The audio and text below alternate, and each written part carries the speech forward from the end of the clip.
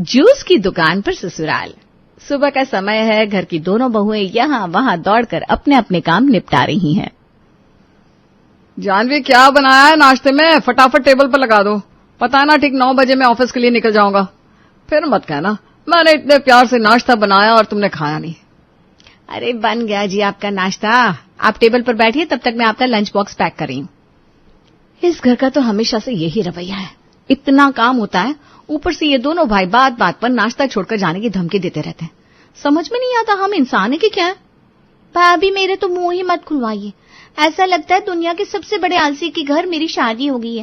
अरे सुबह के समय घर में इतने काम होते हैं, क्या बिगड़ जाएगा अगर ये लोग थोड़ी सी हमारी मदद कर देंगे। हमारी मदद छोड़ो, ये लोग तो अपनी मदद कर लेना उतना ही काफी है।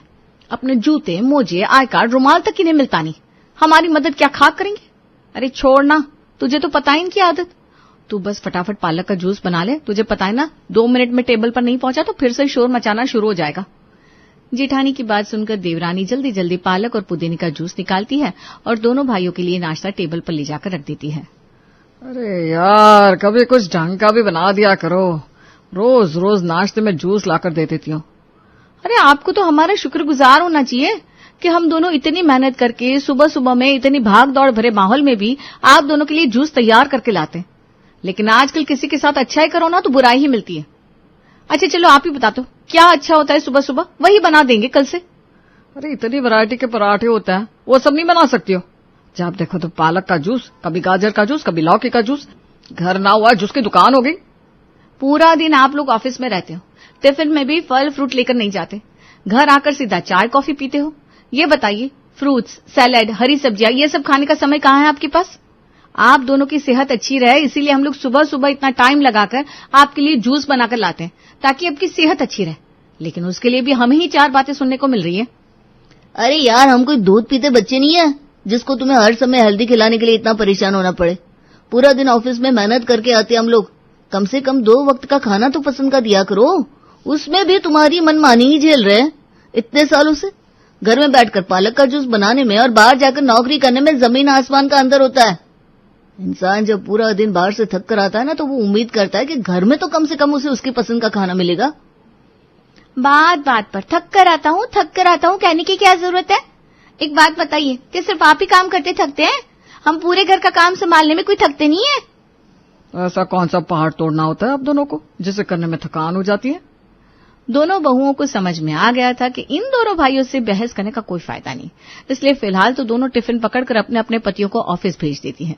पतियों के ऑफिस जाने के बाद देख लिया छोटी तूने, हम दोनों यहाँ पूरा दिन सर पर पांव रखकर यहाँ से वहां दौड़ते रहते हैं। पहले इन्हें जूस बनाकर पिलाओ, फिर उनके मम्मी पापा को जूस पिलाओ, फिर स्कूल से उनके बच्चे आए तो उनके लिए ताजा ताजा जूस बनाओ। मुझे ऐसा लगता है इतनी मेहनत करके अगर हमने सच में जूस की दुकान खुली होती ना तो हमारी कमाई भी होती और इज्जत भी मिलती, क्योंकि परिवार वालों के लिए तो जितना कर लो उतना ही कम है। उन्हें घर की औरतों के किए हुए काम की कभी वैल्यू समझ में नहीं आती। बिल्कुल सही कह रही है भाभी आप, घर में रहकर परिवार के लिए जान भी दे दो ना उसकी कोई वैल्यू नहीं होती। इन लोगों को यही लगता है कि हम 4 पैसे कमाकर घर में नहीं ला सकते, तो फिर ठीक है ना, अब हम इन्हें दिखा देंगे कि हम 4 पैसे भी कमा सकते हैं और इनके साथ कंधे से कंधा मिलाकर खड़े भी रह सकते हैं। बात बात पर हमारे जूस के लिए हमें ताने देते थे ना ये लोग, तो फिर ठीक है, तय हो गया।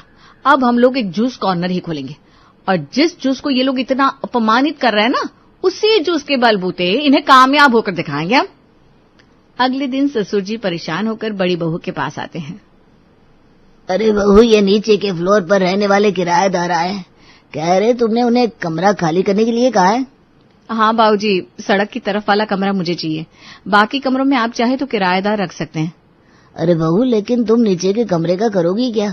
तुम दोनों को तो ऊपर रहने के लिए कमरा दिया हुआ है ना।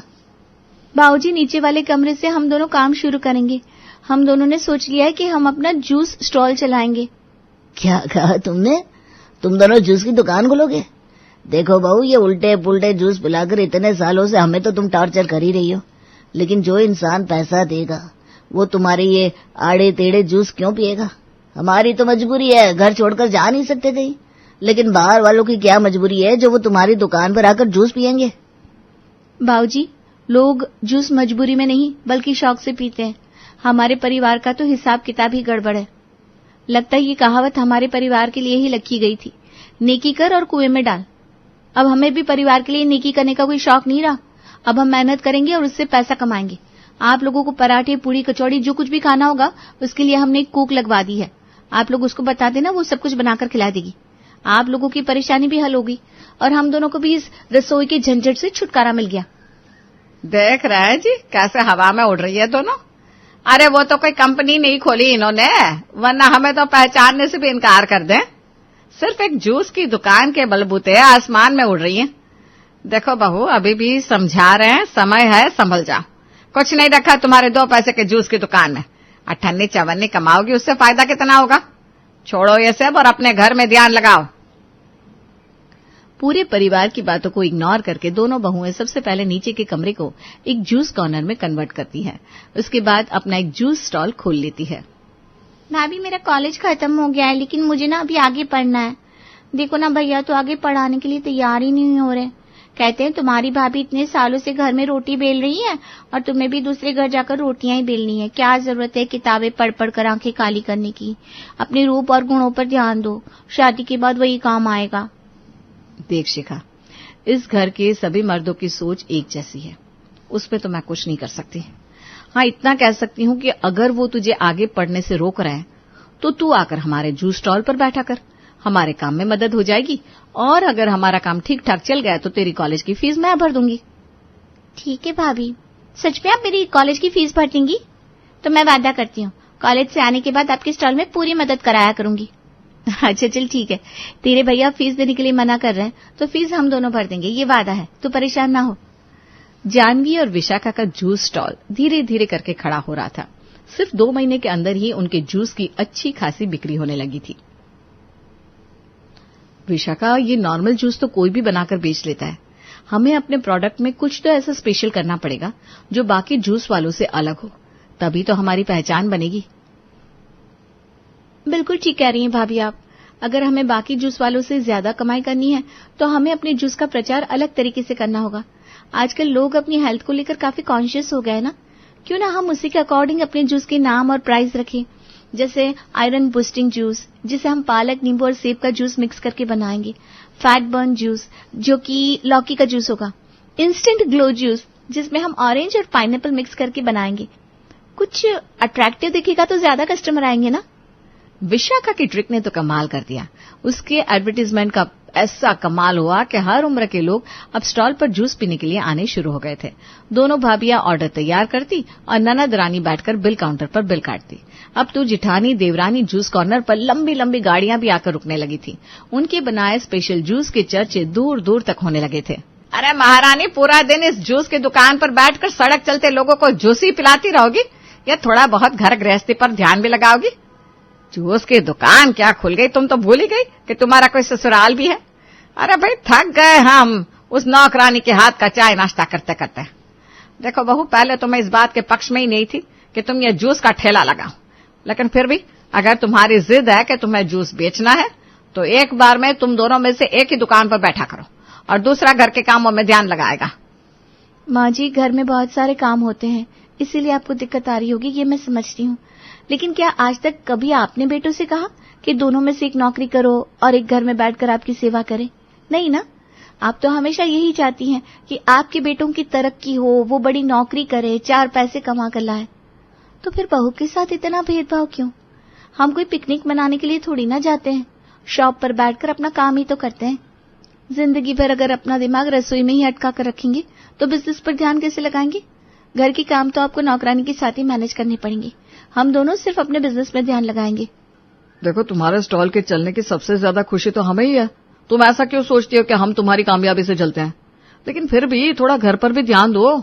माँ की बात भी अपनी जगह सही है। अच्छा, आप कब से हमारे काम से खुश होने लगे?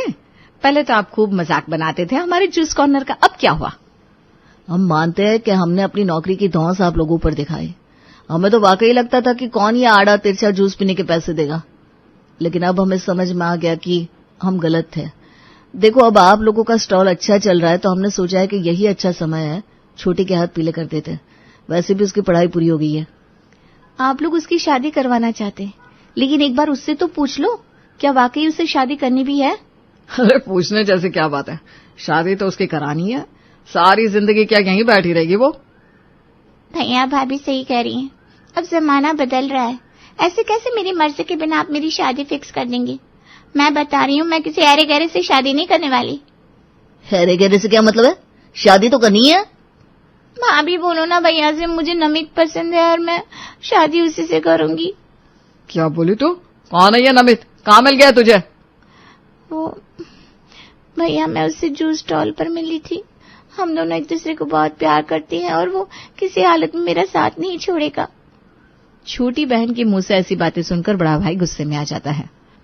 खबरदार, जो आज के बाद उस लड़के के बारे में इस घर में बात भी की तो जूस की दुकान पर खड़े होकर लड़कियों के साथ इशारेबाजी करने वाले टपोरी लड़के के साथ मैं अपनी बहन की शादी कभी नहीं करूंगा।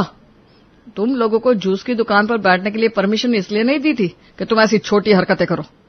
तुम्हारी शादी के लिए एक बहुत अच्छा लड़का देखा है मैंने। तुम चाहे कितना भी सर पटक लो, शादी तुम्हारी वहीं होगी जहां मैं चाहूंगा। शिखा अपने भाई को समझाने की बहुत कोशिश करती है, लेकिन दोनों भाई उसकी एक भी बात सुनने के लिए तैयार नहीं थे। अगले दिन छोटे मेरे बॉस का बेटा है, अक्सर ऑफिस में आता रहता है, सुंदर पढ़ा लिखा लड़का है। मुझे तो पहली नजर में ही अपनी शिखा के लिए पसंद आ गया था। मैं बात चलाता हूं, अगर वहां बात बन जाए तो हमारी शिखा की किस्मत ही बदल जाएगी। और वैसे भी शिखा में कोई कमी तो है नहीं। तुम देखना, बॉस हाथों हाथ ये रिश्ता ले लेंगे। ऑफिस में मैं 2 महीने पहले तुम्हारे घर आया था डिनर पर, और सही बताओ तो 2 महीने से मेरे मन में यही बात थी कि मैं तुम्हारी बहन के लिए अपने बेटे का हाथ मांग लूं। लेकिन जिस दिन मेरे मन में ये ख्याल आया ना, उसी दिन बेटे ने मुझे खबर सुनाई कि उसने अपने लिए एक लड़की पसंद कर ली है। माफी चाहता हूं, लेकिन तुम्हारी बहन की शादी मेरे बेटे के साथ नहीं हो सकती। बॉस की बात सुनकर शिवम को बड़ा जोर का झटका लगा। सर, आप एक बार बात करके देखिए ना। मैं अपनी बहन का बायोडेटा, फोटो वगैरह भी लेकर आया हूं। अपने बेटे को दिखाइए और समझाने की कोशिश करिए। रिश्ता किसी ऐसी वैसी लड़की के साथ नहीं जोड़ा जाता, खानदानी लोगों के साथ जोड़ा जाता है। तुम तो जानते हो ना, आजकल के लड़कों को अपनी जिद के आगे इन्हें कुछ दिखाई नहीं देता। बॉस की बात सुनकर शिवम हाथ मलता हुआ वापस अपने घर लौट आता है। क्या हुआ जी, बात बन गई क्या? कब आ रहे हैं लड़के वाले हमारी शिखा को देखने के लिए? अरे क्या बन गई? जब हमारी शिखा को कोई और लड़का पसंद आया तो कैसे होगी शादी? आप उसकी चिंता मत करिए, हम लोग किसी तरह समझाकर उसे शादी के लिए मना लेंगे। आप ये बताइए, लड़के वाले कब आ रहे हैं? सही बताऊं तो लड़के वाले शिखा को देखने के लिए नहीं आने वाले। जिस लड़के को मैंने अपनी शिखा के लिए पसंद करा था, उसे तो पहले ही कोई और लड़की पसंद है। बॉस ने रिश्ता करने से साफ इनकार कर दिया। कहते हैं बच्चों की पसंद के आगे बेबस है। देखिए, हो सकता है ये भगवान का इशारा है। हमारी शिखा को कोई और पसंद है और उस लड़की को भी पहले से कोई और लड़की पसंद है। शायद भगवान आपको ये इशारा देना चाहते हैं कि आप भी शिखा की शादी उस लड़के से करवाइए जिसे वो पसंद करती है। अरे कैसी बात करती हो तुम? किसी से भी अपनी बहन की शादी कर दूंगा क्या? अरे किसी से करने के लिए कौन कह रहा है? एक बार पूरी बात तो सुन लीजिए उसकी। लड़का कौन है, कहाँ रहता है, कितना पढ़ा लिखा है। आपने तो कुछ जानने की कोशिश ही नहीं करी, बस चीखना चिल्लाना शुरू कर दिया। ठंडे दिमाग से काम लीजिए। पत्नी की बात सुनकर शिवम थोड़ा शांत हो जाता है। ठीक है, शिखा को बोलो उस लड़की का एड्रेस लेकर आए। हम लोग रिश्ते की बात करने के लिए उनके यहाँ जाएंगे। 2 दिन बाद शिखा अपने पूरे परिवार के साथ लड़के वालों के यहाँ पहुंच गई। जैसे ही शिखा का बड़ा भाई शिवम के घर की घंटी बजाता है, सामने से उसका बॉस दरवाजा खोलता है। अरे सर, आप यहाँ क्या कर रहे हैं? वही तो मैं भी जानना चाहता हूँ, तुम मेरे घर क्या कर रहे हो? सर, मैं तो अपनी बहन शिखा के रिश्ते की बात करने के लिए आया था। मैंने तुम्हें बताया था ना, मेरा बेटा एक लड़की को पसंद करता है। बस आज वो लोग मिलने के लिए आने वाले हैं, उन्हीं का इंतजार कर रहे थे हम लोग। आपके बेटे का नाम तरुण है क्या? तुम्हारी बहन का नाम शिखा है क्या? इसका मतलब मेरा बेटा जिस लड़की से प्यार करता है वो कोई और नहीं बल्कि तुम्हारी बहन है। बिल्कुल ठीक समझा आपने। शिखा ही वो लड़की है जिस लड़की से आपका बेटा प्यार करता है। जानवी और शिवम की बात सुनकर बॉस कुछ देर के लिए एकदम शांत हो जाता है। क्या बात है सर, अभी तक तो आप अपने बेटे की पसंद की लड़की से उसकी शादी करवाने के लिए तैयार थे, लेकिन जैसे ही आपको पता चला कि आपका बेटा किसी बड़े घर की लड़की से नहीं बल्कि हमारे जैसे मिडिल क्लास बैकग्राउंड की लड़की से प्यार करता है, तो कहीं आपका इरादा तो नहीं बदल गया? बिल्कुल नहीं, प्यार कोई अमीरी गरीबी देखकर थोड़ी ना होता है। और वैसे भी मुझे तो खुशी ही होगी अगर दोनों बच्चों का आपस में रिश्ता हो जाए। मैं बस एक बात जानना चाहता हूँ कि आखिर ये दोनों एक दूसरे से मिले कैसे? कहने का मतलब यह है कि तरुण, तुमने शिखा को कहाँ देखा था? पापा, शिखा के दोनों भाभियों ने मिलकर एक जूस का स्टॉल खोला है। कभी कभी शिखा उसी स्टॉल पर बैठकर बिलिंग वगैरह का काम देखती है। मैंने उनके स्टॉल के बारे में अपने दोस्तों से काफी सुना था, और वैसे भी पिछले कुछ महीनों से मैं वेट लॉस करने के लिए बहुत एफर्ट कर रहा था। जब मुझे इनके वेट लॉस जूस के बारे में पता चला तो मैं भी वहां जाकर जूस पीने लगा। वहीं पर मुझे शिखा अच्छी लगी और फिर जल्दी हम दोनों ने एक दूसरे के नंबर एक्सचेंज किए। हमारे बीच में बातें होने लगी और जल्दी हम दोस्त बन गया। एक दूसरे से बातें करते हुए हमें एहसास हुआ कि हमें इस रिश्ते को दोस्ती से आगे ले जाना चाहिए। और बस फिर क्या था, हमने एक दूसरे के साथ पूरी जिंदगी बिताने की कसम खा ली। अरे मुझे याद है, तुम्हारी वाइफ तो वाकई कमाल का जूस बनाती है। कई बार तुम्हारे टिफिन में तुम ऑफिस लाए थे ना, तो मैंने ट्राई किया था। बहुत अच्छा किया जो जानवी जी, आपने अपने टैलेंट को अपने काम में बदलने का डिसीजन लिया। जूस की दुकान की मेहरबानी से मिडिल क्लास शिखा का रिश्ता हाई क्लास बॉस के बेटे के साथ हो गया था और कुछ ही दिनों में धूमधाम से उसकी शादी भी हो गई।